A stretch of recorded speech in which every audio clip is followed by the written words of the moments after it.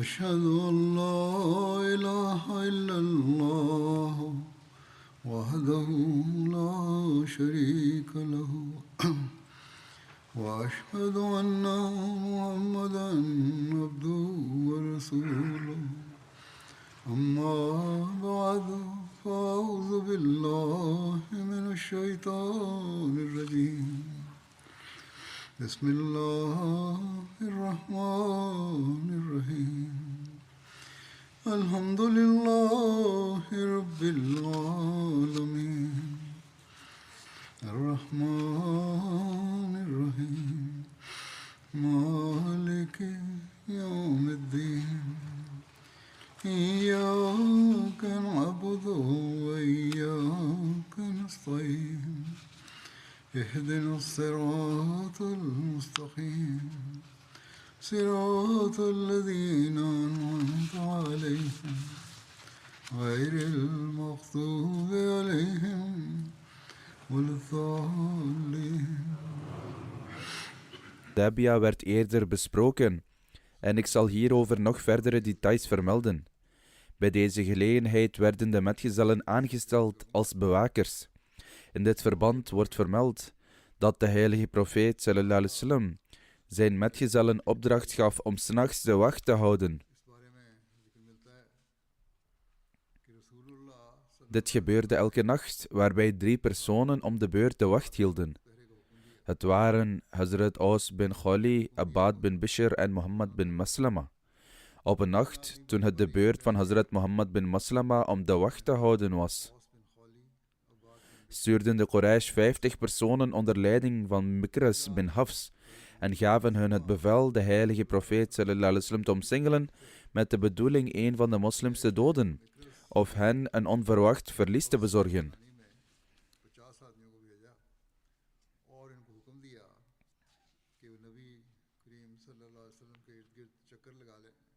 Hazrat Muhammad bin Maslama betrapte hen en bracht ze naar de heilige profeet sallallahu alaihi wasallam. Mikras vluchtte en waarschuwde zijn kameraden. Dit werpt ook licht op de uitspraak van de heilige profeet sallallahu alaihi wasallam, die tijdens de vorige preek werd genoemd, dat Mikras een bedriegelijk persoon is. Er is ook vastgelegd dat sommige moslims Mekka binnenkwamen met toestemming van de heilige profeet sallallahu alaihi wasallam. Onder hen bevonden zich Qurs bin Jabir Fihri, Abdullah bin Suhail, Abdullah bin Hudhafa, Sahmi, Abu Rum bin Umair, Abdari, Ayash bin Abi Rabia, Hisham bin As, Abu Hatib bin Amr, Umair bin Wahab, Hatib bin Abi Balta en Abdullah bin Umayya. Zij kwamen Mekka binnen onder de bescherming van Hazrat Osman radiyallahu ta'ala anhu. Maar in een andere overlevering wordt gezegd dat ze in het geheim binnenkwamen. Er zijn verschillende overleveringen. Toen de Quraysh kwamen te weten over deze moslims, grepen zij hen. De Quraysh hadden ook al het nieuws ontvangen dat hun kameraden gevangen waren genomen door Hazrat Muhammad bin Maslama. Toen de Quraysh erachter kwamen dat 50 van hun mannen door de moslims gevangen waren genomen, vertrok een andere gewapende groep van de Quraysh richting de heilige profeet sallallahu alaihi wasallam en zijn metgezellen en lanceerde een aanval op de moslims. Ze begonnen met pijlen te schieten en stenen te gooien. De moslims namen 12 cavaleristen van de Quraysh gevangen. En onder de moslims omarmde Hazrat Ibn Zunaym het martelaarschap. De Quraysh doodden hem met een pijl. Toen stuurden de Quraysh een delegatie naar de heilige profeet sallallahu alaihi wasallam die bestond uit Suhail bin Amr. Zodra de heilige profeet sallallahu alaihi wasallam hem van verre zag aankomen, zei hij tegen zijn metgezellen: door Suhail zal uw zaak sahal voor u worden gemaakt. Dat wil zeggen, het zal gemakkelijk gemaakt worden. Toen Suhail de heilige profeet sallallahu alaihi wasallam bereikte, zei hij: Geen van de leidende figuren waren verantwoordelijk voor de gevangenneming van uw volk. Dat wil zeggen, Hazrat Osman en de 10 metgezellen die bij hem waren. Of ook niet in de confrontatie met u. Toen wij van dit incident hoorden, waren wij geschokt. Wij hadden er geen weet van. Dit was het werk van een paar schurken uit ons midden. Geef ons daarom de mannen terug die jullie bij beide incidenten gevangen hebben genomen. De heilige profeet sallallahu alaihi wasallam antwoordde: ik zal ze niet vrijlaten totdat jij mijn metgezellen vrijlaat. Hierop zeiden ze: oké, we laten ze allemaal vrij. Hierna lieten de Quraysh Hazrat Osman en de overige 10 metgezellen vrij. En de heilige profeet sallallahu alaihi wasallam liet hun mannen vrij. Zoals eerder vermeld en ook uitgelegd in de vorige preek, hadden de ongelovigen Hazrat Osman radiyallahu ta'ala anhu gevangen genomen. En toen dit nieuws de heilige profeet sallallahu alaihi wasallam bereikte, legde hij een gelofte af van de metgezellen die bekend staat als de Bait Ridwan.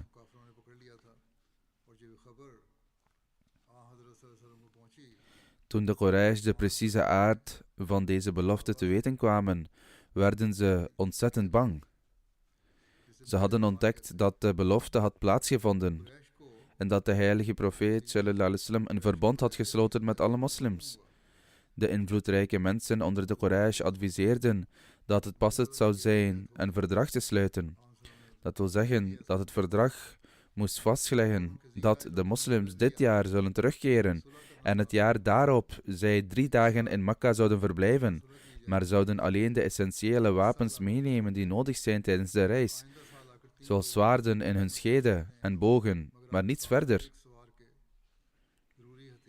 Na dit overleg stuurden de Quraysh Suhail bin Amr voor de 2e keer, naast Mikras bin Hafs en Huatib bin Abdul Uzza.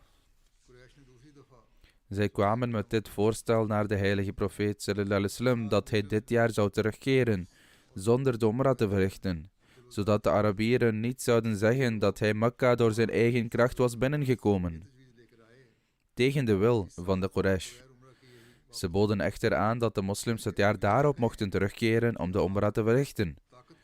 Toen Suhail in zicht kwam, toen de heilige profeet sallallahu alaihi wasallam hem van verre zag, merkte hij op: het feit dat ze deze persoon opnieuw hebben gestuurd, geeft aan dat de Quraysh geneigd zijn tot verzoening. Met betrekking tot het verdrag dat in Hudaybiyah werd ondertekend, schreef Hazrat Mirza Bashir Ahmed Sahib het volgende. Toen Suhail bin Amr voor de heilige profeet sallallahu alaihi wasallam verscheen, toen de heilige profeet sallallahu alaihi wasallam hem zag, zei hij onmiddellijk: Suhail komt eraan. Nu zal de zaak gemakkelijk gemaakt worden, als God het wil. In ieder geval kwam Suhail, en toen hij aankwam, zei hij: kom, vergeet dit langdurige geschil. We zijn bereid een overeenkomst te sluiten. De heilige profeet sallallahu alaihi wasallam zei: wij ook. Hierop riep de heilige profeet sallallahu alaihi wasallam zijn secretaris, Hazrat Ali. En aangezien er reeds een algemene discussie had plaatsgevonden over de voorwaarden van dit verdrag, en de details tussendoor moesten worden overeengekomen, zodra de schrijver arriveerde, zei de heilige profeet sallallahu alaihi wasallam: schrijf, in de naam van Allah, de barmhartige, de genadevolle. Suhail was bereid een verdrag te sluiten, maar wilde ook waakzaam blijven om de rechten van de Quraysh en hun eer te beschermen. Hij zei onmiddellijk: wat is dit woord, Rahman? Dat kennen wij niet. Schrijf zoals de Arabieren altijd hebben geschreven: Bi-ismika Allahumma, in uw naam, o Allah. Dat wil zeggen, schrijf niet Bismillahirrahmanirrahim, maar schrijf in plaats daarvan Bi-ismika Allahumma. Aan de andere kant was het een kwestie van nationale trots en religieuze verontwaardiging voor de moslims, die onmiddellijk alarmeerden en begonnen te zeggen: wij zullen zeker schrijven Bismillahirrahmanirrahim. Maar de heilige profeet sallallahu alaihi wasallam bracht de moslims tot zwijgen door te zeggen: het maakt niet uit, er is geen enkel probleem. Schrijf zoals Suhail zegt. Zo werden de woorden Bi-ismika Allahumma, namelijk in uw naam, o Allah, geschreven. Toen zei de heilige profeet sallallahu alaihi wasallam, schrijf, dit is het verdrag dat Mohammed, de boodschapper van Allah sallallahu alaihi wasallam, heeft gesloten. Suhail onderbrak hem nogmaals en zei, we zullen u niet toestaan de woorden boodschapper van Allah te schrijven. Want als wij moeten accepteren dat u de boodschapper van Allah bent, dan zou dit hele geschil tot een einde komen. En wij zouden geen recht hebben om u te hinderen en tegen u te vechten. Zoals wij gewend zijn, schrijven wij alleen de woorden, Mohammed bin Abdullah heeft dit verdrag gesloten. De heilige profeet sallallahu alaihi wasallam zei, of je het nu accepteert of niet, ik ben de boodschapper van Allah. Maar aangezien ik ook Mohammed bin Abdullah ben, oké, doe zoals je wilt. Schrijf, Mohammed bin Abdullah heeft dit verdrag gesloten. Maar Hazrat Ali, de schrijver van de heilige profeet sallallahu alaihi wasallam, had ondertussen al de woorden Mohammed, de boodschapper van Allah, geschreven. De heilige profeet sallallahu alaihi wasallam vroeg Hazrat Ali om de woorden Mohammed, de boodschapper van Allah, te wissen en in plaats daarvan Mohammed bin Abdullah te schrijven. Dit was echter een reden voor immense emoties en in zijn verontwaardiging zei Hazrat Ali, o boodschapper van Allah, ik zal de woorden, de boodschapper van Allah, nooit uit uw naam verwijderen. Toen hij de oncontroleerbare staat van Hazrat Ali zag, zei de heilige profeet sallallahu alaihi wasallam, oké, als jij het niet wist, geef het dan hier, dan wist ik het zelf. Toen nam de heilige profeet sallallahu alaihi wasallam het perkament, of hetgeen waarop de overeenkomst werd geschreven. Hij nam het perkament van het verdrag in eigen handen en navraag doend naar de plaats van de woorden, boodschapper van Allah, wiste hij ze met zijn eigen handen uit en in plaats daarvan schreef hij de woorden Ibn Abdullah. Hazrat Mirza Bashir Ahmad Sahib beschrijft dit in zijn boek als volgt. Hierna schreef de heilige profeet sallallahu alaihi wasallam, de afspraak is dat de mensen van Mekka ons er niet van zullen weerhouden om de Baitullah rond te gaan, om de tawaf te voeren. Suhail zei onmiddellijk, bij God, dit zal dit jaar niet mogelijk zijn, anders zullen wij voor de Arabieren in ongenade vallen. Je mag volgend jaar wel terugkeren om de Kaaba te bezoeken. De heilige profeet sallallahu alaihi wasallam zei, oké, schrijf dit. Toen had Suhail ook een voorwaarde van zichzelf op papier gezet, dat niemand van de mensen van Mekka mag zich bij de moslims aansluiten, zelfs als hij een moslim is. En als zo iemand bij de moslims komt, zal hij worden teruggebracht. Hierop protesteerden de metgezellen. Alle glorie is aan Allah. Hoe is het mogelijk dat een man naar ons toekomt en zich tot de islam bekeert en dat wij hem terugkeren, terwijl ze in deze staat van oneenigheid zaten? Terwijl het verdrag werd opgesteld, vond Abu Jandal, de zoon van Suhail bin Amr, plotseling zijn weg naar deze bijeenkomst, struikelend in boeien, en hij wierp zich neer voor de moslims. Hij was de zoon van Suhail, die het verdrag opstelde, en hij was een moslim. Hij was door zijn vader gevangen gezet. Op de een of andere manier ontsnapte hij aan de gevangenschap en baande zich een weg door de bergen. Hij slaagde erin om wankelend naar Hudaybiyah te komen. De moslims verwelkomden en feliciteerden hem. Toen Suhail, de vader van Abu Jandal, hem zag, stond hij op en sloeg hem met een doornige tak. Hij greep hem bij de kraag en zei tegen de heilige profeet sallallahu alaihi wasallam, overeenkomstig dit verdrag is dit de eerste eis die ik u stel, dat je Abu Jandal aan mij teruggeeft. De heilige profeet sallallahu alaihi wasallam zei, het verdrag moet nog worden afgerond. Suhail zei, bij God, als u hem niet aan mij teruggeeft, beschouw dit verdrag dan als ontbonden. De heilige profeet sallallahu alaihi wasallam zei, laat hem bij mij. De heilige profeet sallallahu alaihi wasallam bemiddelde om hem bij zich te houden. Nee, nooit, zei Suhail. De heilige profeet sallallahu alaihi wasallam zei, Suhail, laat hem bij mij. Hij zei het nogmaals. Suhail zei, ik kan dit in geen geval accepteren. Mikras bin Hafs en Huwate bin Uzza, die bij hem waren, zeiden, wij hebben hem aan u toevertrouwd. Beiden namen Abu Jandal mee naar een tent en gaven hem toestemming. Maar zijn vader, Suhail, weigerde. Hierop riep Abu Jandal nogmaals uit, o gij moslims, zal uw moslimbroeder teruggestuurd worden naar de afgodendienaars? Ook al ben ik als moslim gekomen. Je hebt de kwelling die ik heb doorstaan niet gezien en de zware straf die ik heb ondergaan. De heilige profeet sallallahu alaihi wasallam zei toen pijnlijk: O Abu Jandal, wees geduldig. Hoop op beloning, want zonder twijfel zal God voor uw verlossing zorgen en voor uw zwakke moslimbroeders. Op dit moment zijn we gebonden aan onze omstandigheden, omdat wij al een overeenkomst hebben gesloten met de mensen van Mekka en wij kunnen niet handelen in strijd met dit verdrag. Bij deze gelegenheid vond een incident plaats waarin de passie en ijver van Hazrat Umar tijdens het verdrag van Hudaybiyah wordt benadrukt. Er is vastgelegd dat de moslims een sterke afkeer hadden van de voorwaarden van het verdrag en er erg boos over waren. Suhail weigerde in te stemmen met vrede onder andere voorwaarden. Nadat de voorwaarden waren afgerond en alleen het schrijven nog overbleef, benaderde Umar bin Khattab de heilige profeet sallallahu alaihi wasallam en zei: O boodschapper van Allah, zijn wij niet op de waarheid en zijn de ongelovigen niet op de leugen? De heilige profeet sallallahu alaihi wasallam antwoordde: dat zijn wij inderdaad. Hazrat Umar vervolgde: zijn onze martelaren niet in het paradijs en hun doden in het hellevuur? De heilige profeet sallallahu alaihi wasallam bevestigde opnieuw: inderdaad. Hazrat Umar vroeg toen: waarom accepteren we dan zulke vernederingen in ons geloof door dit verdrag in Hudaybiyah te sluiten? Moeten we dan gewoon terugkeren zonder dat Allah tussen ons en hen beslist? Moeten we vertrekken zonder de strijd aan te gaan, zonder onze rechten veilig te stellen? De heilige profeet sallallahu alaihi wasallam antwoordde: ik ben de dienaar van Allah en zijn boodschapper. Ik ben hem niet ongehoorzaam. Hij zal mij niet laten vergaan. Hij zal mij zeker te hulp komen. Hazrat Umar vroeg toen: heeft hij ons niet verteld dat we binnenkort naar het huis van God, namelijk de heilige Kaaba, zouden gaan en er de tawaf omheen zouden verrichten? De heilige profeet sallallahu alaihi wasallam antwoordde: dat heb ik inderdaad gedaan, maar heb ik gezegd dat het dit jaar zou zijn? Hazrat Umar gaf toe: nee, dat heeft u niet gedaan. De heilige profeet sallallahu alaihi wasallam stelde hem gerust: voorzeker, je zult naar de Kaaba gaan en de tawaf eromheen verrichten. Nog steeds boos ging Hazrat Umar gefrustreerd naar Hazrat Abu Bakr. Zichzelf niet te kunnen beheersen, zei hij: O Abu Bakr, is het niet de boodschapper van Allah die op de waarheid is? Hazrat Abu Bakr antwoordde: dat is hij zeker. Hazrat Umar vervolgde: zijn wij niet op de waarheid en zijn zij niet op de leugen?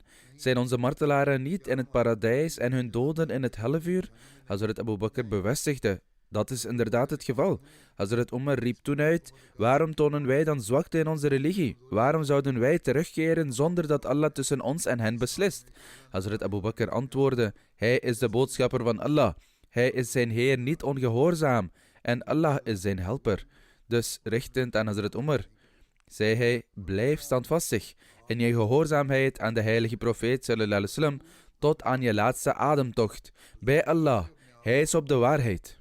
In een andere overlevering voegde Hazrat Abu Bakr toe: hij is de boodschapper van Allah.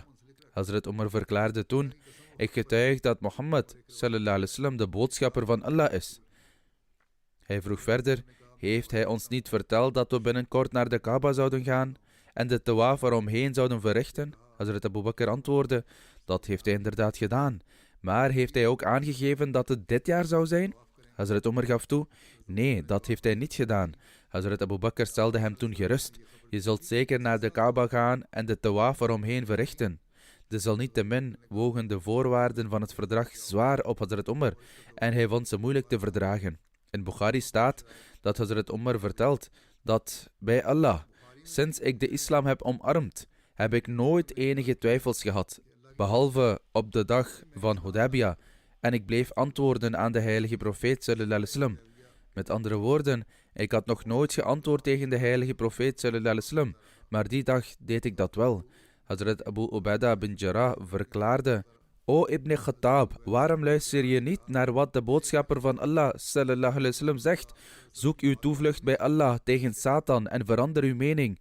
Hazrat Umar vertelt vervolgens: ik begon mijn toevlucht te zoeken bij Allah en ik heb nog nooit zoveel berouw gevoeld. Ik bleef goede daden verrichten om deze zonde van aanvankelijke terughoudendheid bij het vervullen van de instructie goed te maken. Ik bleef aalmoezen geven voor de manier waarop ik met de heilige profeet sallallahu alaihi wasallam sprak ter gelegenheid van Hudaybiyah. Ik heb ook vasten gehouden en een aantal slaven vrijgelaten, totdat ik hoop voelde dat Allah de Almachtige mij nu vergiffenis zou schenken. Hazrat Muslim Maud radiyallahu ta'ala anhu heeft dit incident ook als volgt verteld. Eens sprak de heilige profeet sallallahu alaihi wasallam de metgezellen toe en zei: Ik heb u veel geboden gegeven en heb gevoeld dat er zelfs bij sommigen van de meest oprechte onder jullie een gevoel van twijfel bestaat. Ik heb echter nooit zoiets waargenomen bij Abu Bakr. De heilige profeet sallallahu alaihi wasallam noemde een eigenschap van Hazrat Abu Bakr dat hij nooit iets weigerde wat de heilige profeet sallallahu alaihi wasallam zei, of hij het nu leuk vond of niet. Hazrat Muslim Maud stelt verder: bij het incident van het verdrag van Hudaybiyah raakte een individu zoals Hazrat Umar in de war. En in diezelfde staat ging hij naar Hazrat Abu Bakr radiyallahu ta'ala anhu en zei: was het niet Gods belofte aan ons dat wij de Umrah zouden kunnen verrichten?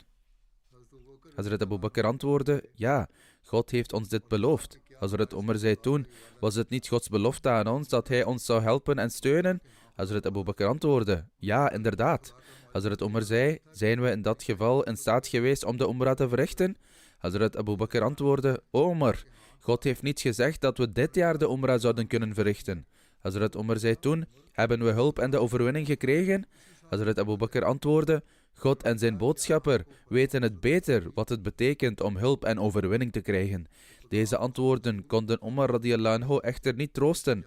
En in die staat van bezorgdheid ging hij naar de heilige profeet sallallahu alaihi wasallam en zei: o boodschapper van Allah sallallahu alaihi wasallam, was het niet Gods belofte aan ons dat wij Mekka zouden binnengaan terwijl wij de tawaf verrichten? De heilige profeet sallallahu alaihi wasallam antwoordde bevestigend. Hazrat Umar zei toen: zijn wij niet een goddelijke gemeenschap die de hulp van God en overwinning beloofd werd? De heilige profeet sallallahu alaihi wasallam antwoordde bevestigend. Hazrat Umar zei toen: o boodschapper van Allah sallallahu alaihi wasallam, zijn we in staat geweest om de Umrah te verrichten? De heilige profeet sallallahu alaihi wasallam antwoordde: wanneer heeft God bepaald dat wij dit jaar de Umrah zouden verrichten? Ik had begrepen dat we dit jaar de Umrah zouden verrichten. God had dit niet in zijn belofte vastgelegd. Hazrat Umar vroeg toen: wat wordt er dan bedoeld met de belofte dat er hulp en overwinning zal worden verleend? Hazrat Umar stelde deze vraag. De heilige profeet sallallahu alaihi wasallam antwoordde: de hulp van God zal zeker komen en zijn belofte aan ons zal hoe dan ook vervuld worden. Het antwoord gegeven door Hazrat Abu Bakr was hetzelfde antwoord dat de heilige profeet sallallahu alaihi wasallam gaf.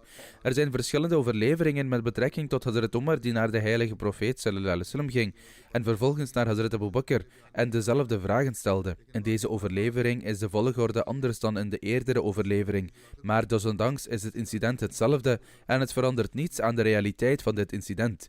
Met betrekking tot het schrijven van het verdrag van Hudaybiyah schrijft Hazrat Mirza Bashir Ahmed Sahib in Sirat Khatamun Nabiyyin: na veel oneenigheid en problemen werd dit verdrag uiteindelijk gesloten. In bijna elke bepaling verwierp de heilige profeet sallallahu alaihi wasallam zijn voorwaarden en accepteerde de eisen van de Quraysh. Bovendien, in overeenstemming met de goddelijke wil, vervulde de heilige profeet sallallahu alaihi wasallam zijn eed met volledige loyaliteit, in die zin dat hij zou accepteren wat de Quraysh ook eisten in het belang van de Baitullah en om de eerbied voor de haram ten koste van alles te waarborgen. De voorwaarden van dit verdrag waren als volgt. Nummer 1. De heilige profeet sallallahu alaihi wasallam en zijn metgezellen zouden dit jaar terugkeren naar Medina. Nummer 2. Volgend jaar zouden ze Mekka mogen binnengaan en het ritueel van de Umrah mogen vervullen. Maar behalve een zwaard in de schede mochten ze geen wapens meenemen. Bovendien mochten ze niet langer dan 3 dagen in Mekka blijven. Nummer 3. Indien een man van de mensen van Mekka naar Medina gaat, zelfs als hij een moslim is, mag de heilige profeet sallallahu alaihi wasallam hem geen bescherming in Medina verlenen en zou hem terug moeten geven. Met betrekking tot dit zijn de woorden van Sahih Bukhari: als er iemand van ons bij u komt, moet u hem terugbrengen. Als een moslim echter Medina verlaat en naar Mekka komt, zal hij niet worden teruggegeven. Hij gaf de voorwaarde dat als een moslim van onder de mensen van Mekka naar Medina ging, ze hem terug zouden moeten geven. Als een moslim echter Medina zou verlaten en als hij naar Mekka zou komen en op de een of andere manier gevangen zou worden genomen, zou hij niet meer teruggegeven worden.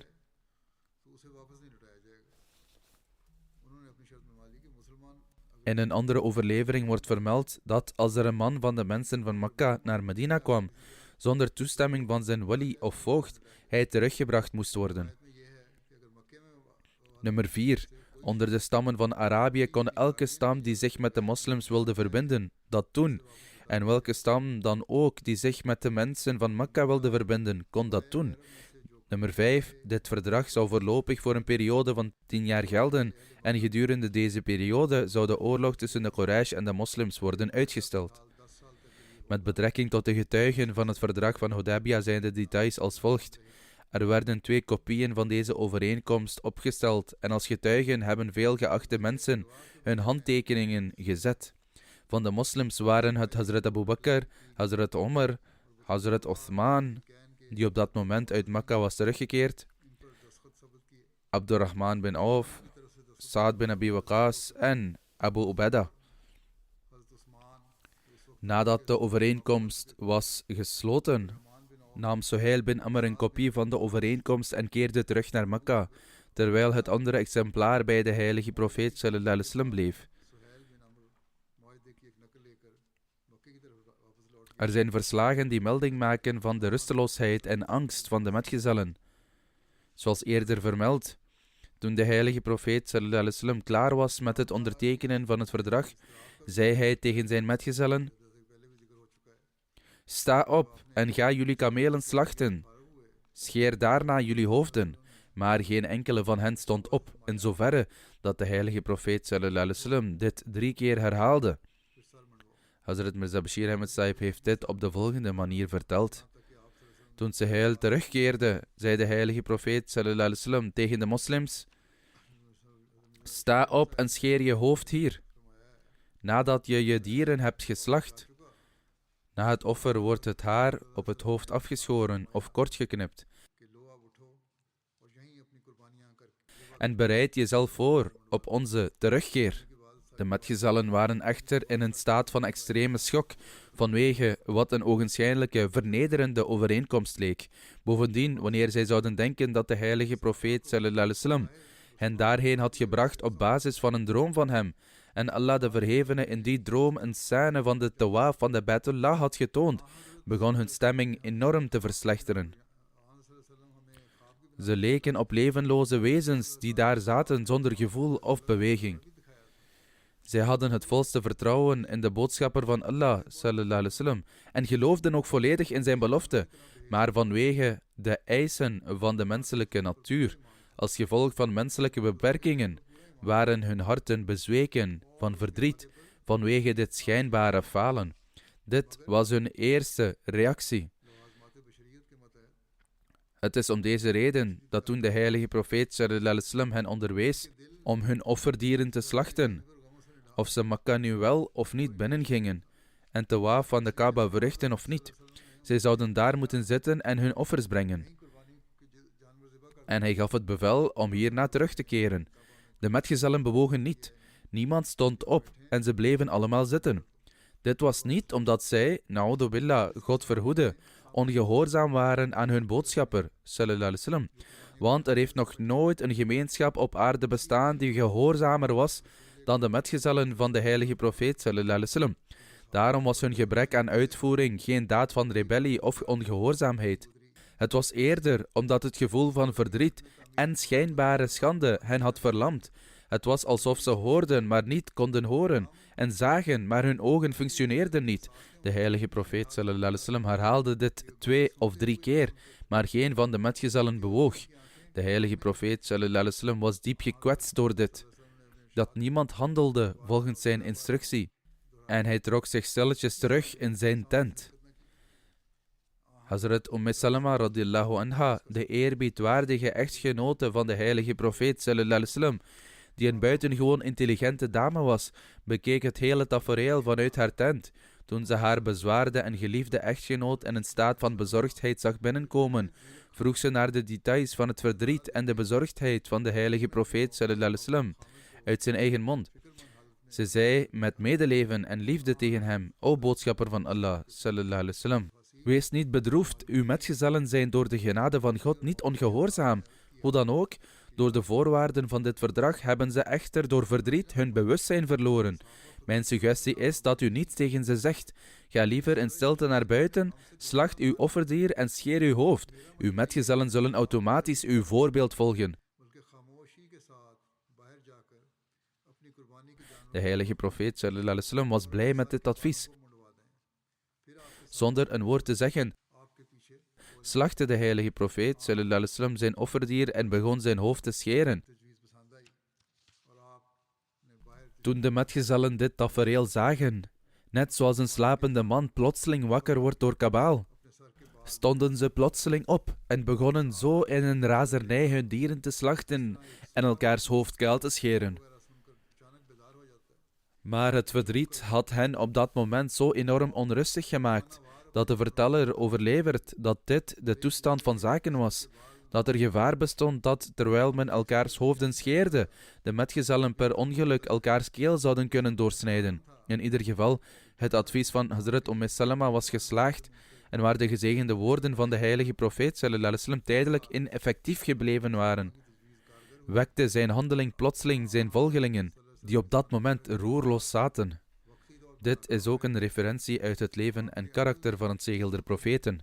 Daarom, in Hudaybiyah, toen de boodschapper van Allah sallallahu alaihi wasallam zijn offerkameel slachtte, vluchtte een andere kameel, die ooit toebehoorde aan Abu Jahl en als oorlogsbuit was verkregen na de slag bij Badr.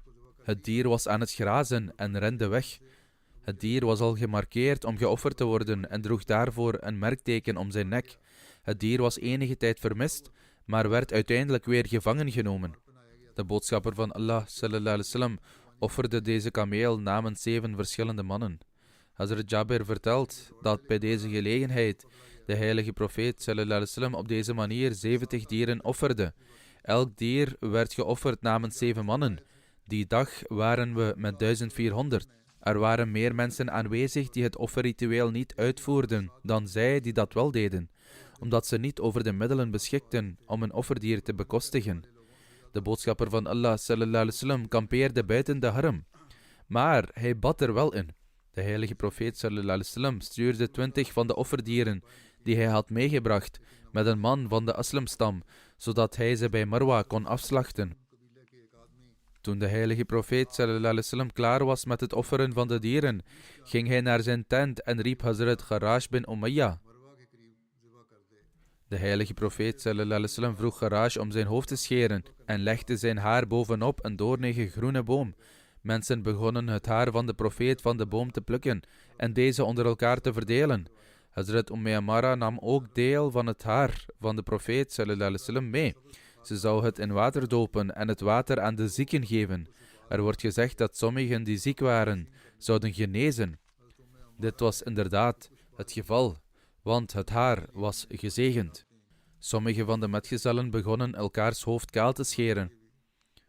Onder de gelovigen waren er die hun haar schoren en anderen die hun haar bijknipten. En tot de laatstgenoemden behoorden Hazrat Uthman en Hazrat Abu Bakr Qatada. De boodschapper van Allah sallallahu alaihi wasallam stak zijn hoofd buiten de tent en zei: Mogen Allah genade hebben met degenen die hun hoofd kaal scheren.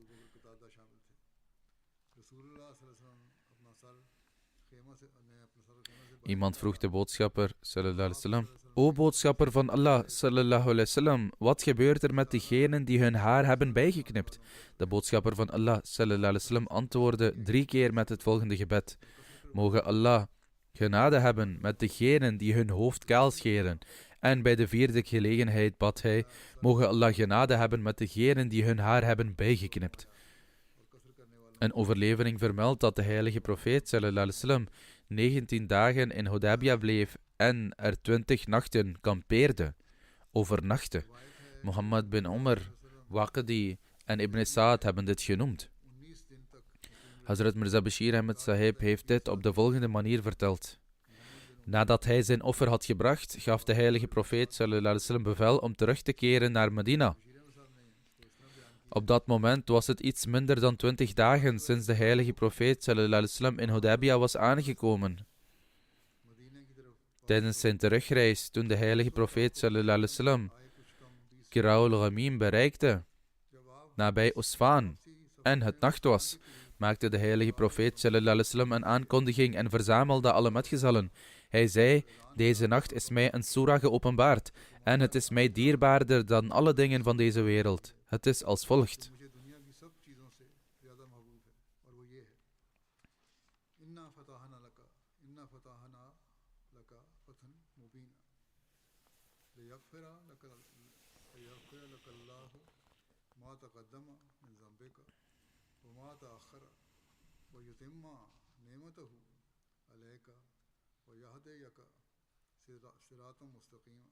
Dit zijn versen 2 tot 4 van Surat al-Fath. Vervolgens is het 28e vers als volgt.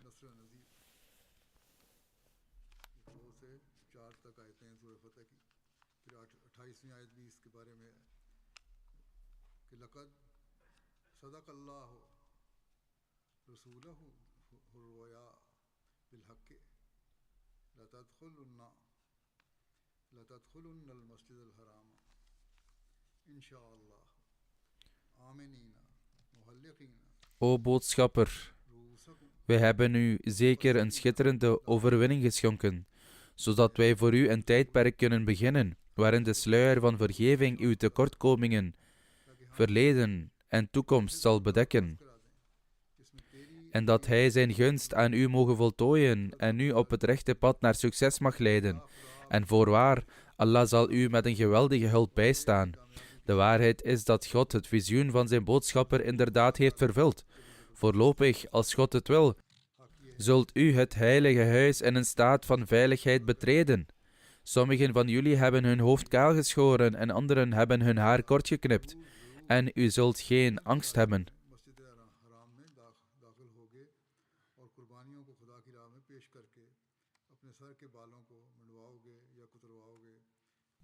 Met andere woorden, als je dit jaar Mekka zou zijn binnengegaan, zou het geen beveiligde ingang zijn geweest. Het zou een oorlog en bloedvergieten zijn geweest. Maar in het visioen had God een veilige ingang getoond. En het is om deze reden dat, als gevolg van de overeenkomst dit jaar, er een staat van veiligheid is gecreëerd. Nu, overeenkomstig het visioen dat God heeft getoond, zult u binnenkort in alle veiligheid de heilige moskee betreden. Het is inderdaad zo gebeurd. Toen de heilige profeet sallallahu alaihi wasallam deze verzen aan de metgezellen reciteerde, omdat de harten van enkele metgezellen nog steeds de bitterheid van het verdrag van Hudaybiyah voelden, werden ze verrast, denkend dat hoewel ze mislukt terugkeerden, God toch hun het beste wenste voor hun overwinning. Sommige overhaaste metgezellen zeiden zelfs, is het een overwinning dat we terugkeren? Terwijl men verstoken bleef van het verrichten van de tawaf rond de Baitullah. Toen deze woorden de heilige profeet sallallahu alaihi wasallam bereikten, uitte hij zijn grote ongenoegen. In een korte, maar krachtige toespraak zei hij, dit is een absurd bezwaar, want als je erover nadenkt, zal het duidelijk worden dat het verdrag van Hudaybiyah werkelijk een belangrijke overwinning is. De Quraysh die uit waren op oorlog, hebben zelf de oorlog verlaten en een vredesverdrag met ons gesloten, en hebben beloofd om het jaar daarop de poorten van Mekka voor ons te openen. Beschermd tegen het onheil van de Quraysh, keren we nu in vrede en veiligheid terug, terwijl we de geur van onze toekomstige overwinning opsnuiven. Daarom is dit werkelijk een grote overwinning. Zijn jullie allemaal vergeten hoe deze stam, de Quraysh, oorlogen tegen u ontketende in Uhud en Ahzab? Deze aarde met al haar uitgestrektheid werd voor u benauwd en uw ogen werden versteend en u beefde van angst.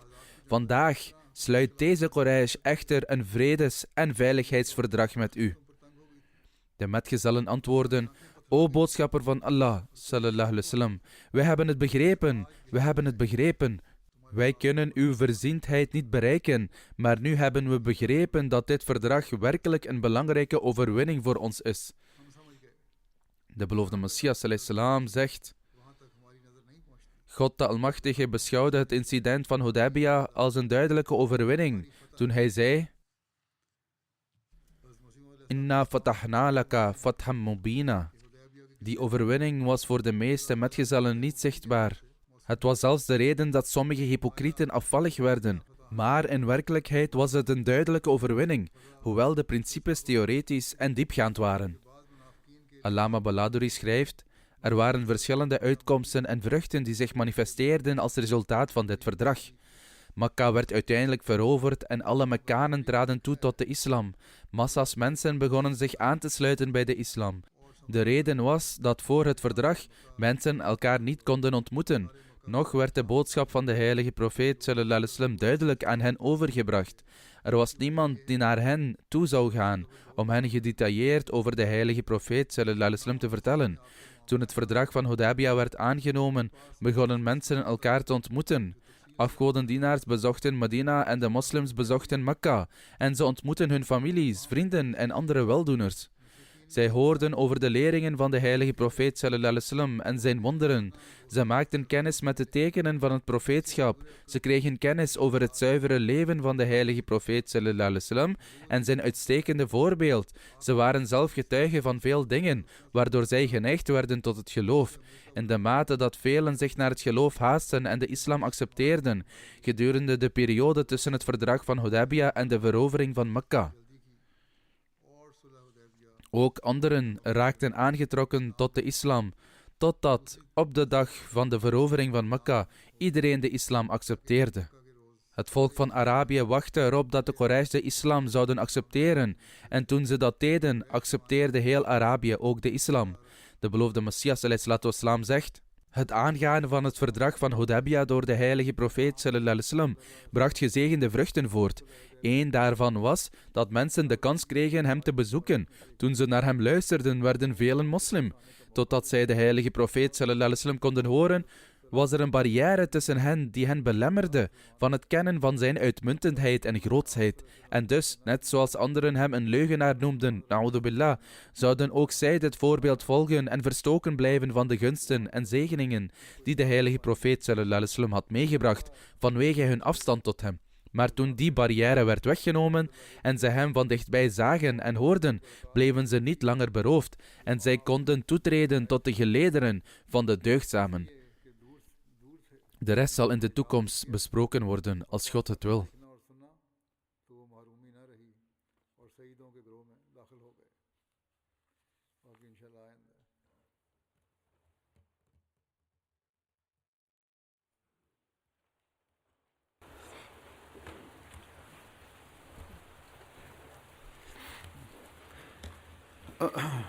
Alhamdulillah.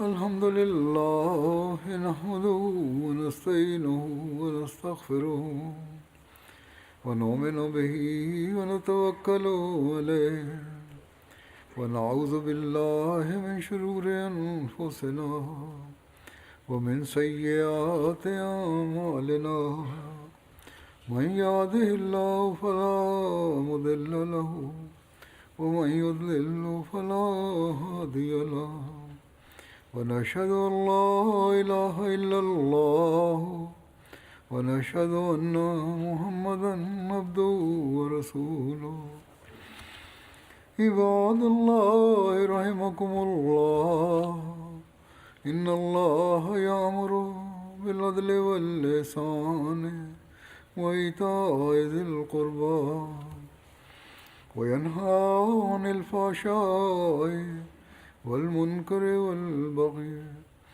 يعظكم لعلكم تذكرون واذكروا الله يذكركم وادعوه يستجب لكم ولذكر الله أكبر